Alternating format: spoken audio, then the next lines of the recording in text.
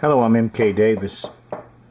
This is another one of the photos that came out of Siberia that was sent to me by some Russian colleagues.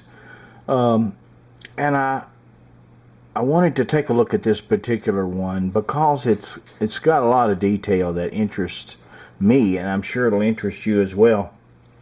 Here is the subject off in the distance, standing beside a tree. And this is after it had come out from under a tree over here and came across this little snowfield and was going behind this tree right here. And I want to just kind of zoom in on him a little bit and just see what we can see. You know, he's got a bough that's in the way. Branch just goes right in front of the head there. But you can see a good bit of detail around, below the bough. That's, quite interesting. Let's just transfer it over to the imaging program.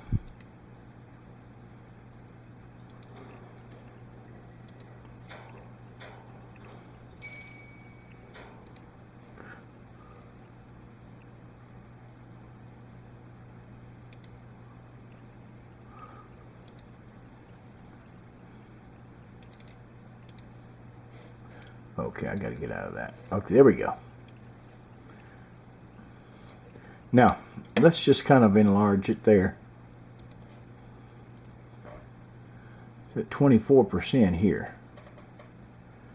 Well, before we do that, before we do any zooms, let's just do the brightening, because it's in darkness. And these photos, as sharp as they are, it's still the portion of it that we're interested in is in a lot of shade. So we'll do some brightening, and I think I discussed that in the first segment, how to do that. So I'll just go through that pretty quickly.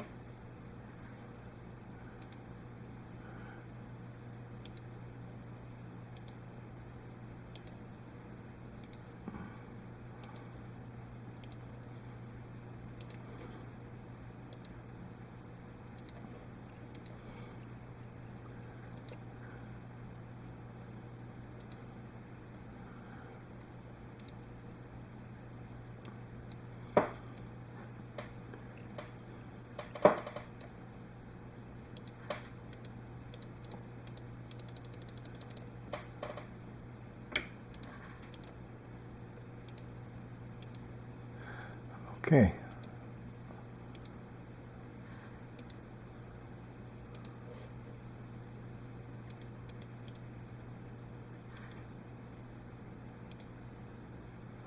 All right, we've got some color recovered, and we are at a much brighter level down in those deep shadows. Now let's zoom in and see what a difference we made.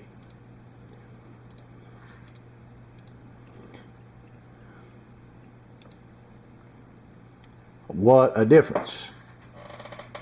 Okay, now this is the big guy, and he's behind some boughs of this fir tree, and I call him a guy because I don't see any evidence of mammary glands or anything like that. He's got a beard, a long straggly beard. And what's kind of interesting about this is that if you zoom in enough, you'll see a pink lip right in amongst that beard right there. I could probably intensify the colors a little more, and you probably could see it a little better. Let's just do that. Let me go up on my color intensity. There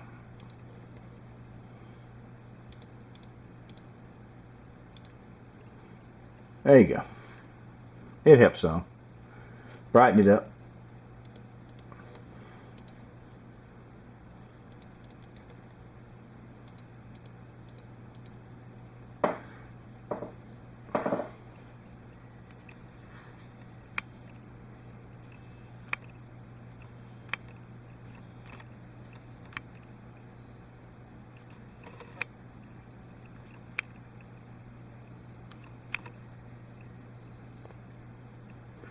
See the lip right in there. And then you got all this reddish blonde beard. So you can see, when I mentioned that the beard came, some of the shots, you know, you have shadows going across the face, and you can only see the lower part of the beard. Other shots, you see the side part. But what intrigues me the mostly is the quality of the hair. The hair is like a light reddish blonde. And even the hair on the body is a lot of different tones. You can take a look at, you know, of course this is an enhanced version of it, but look at the shoulder there.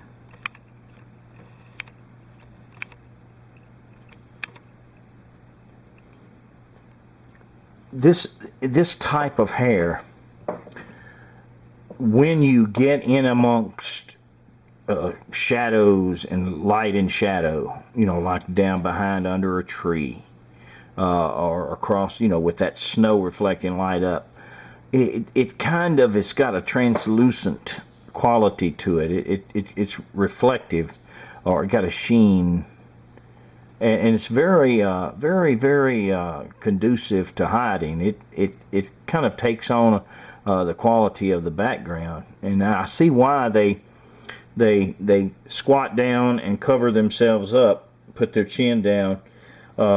And you know, in some of the Russian Almasty accounts, they say that people have come across them while they were sleeping in that position.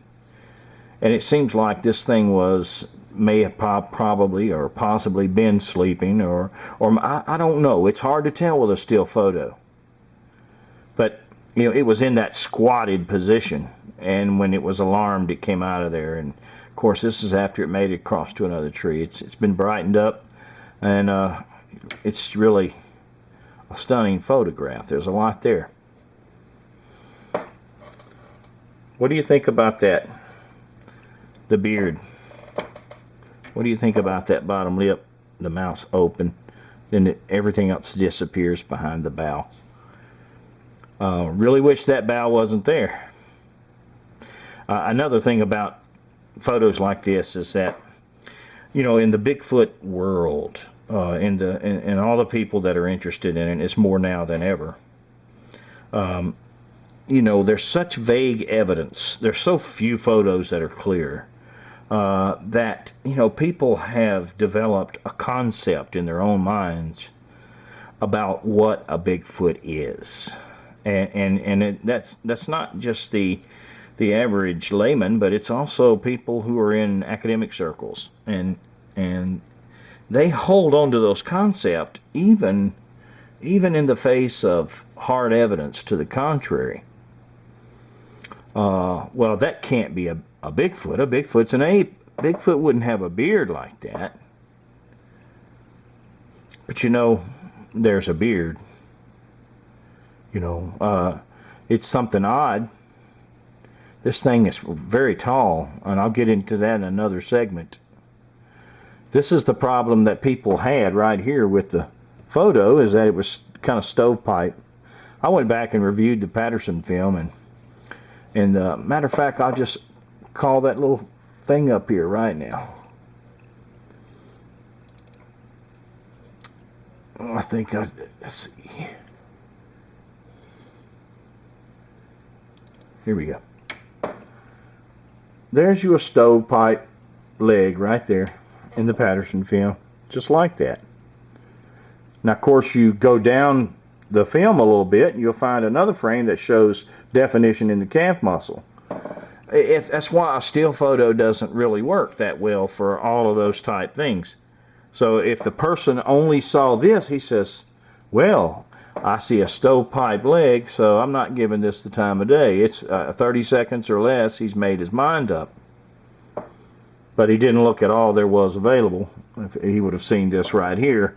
But nevertheless, you go back to the Rush Siberian Bigfoot, and you see that it's a similar thing. Now, you might have a little muscle definition right in here. It's because of a heavy coat of hair, maybe perhaps the sun angle. Remember, this is in kind of shadows right here. Had to brighten it up. There's a little relief. And relief is something that's created by the angle of the sun, and it causes you to see the depth perception there. So you really can't say because it's a still photo that it has nothing in the way of definition in its legs. You just kind of have to understand that there's enough there that this photo is very intriguing. Huge dimensions, large arms, reddish blonde hair, pink lip. Gigantopithecus doesn't look like it to me. I'll thank you for your time.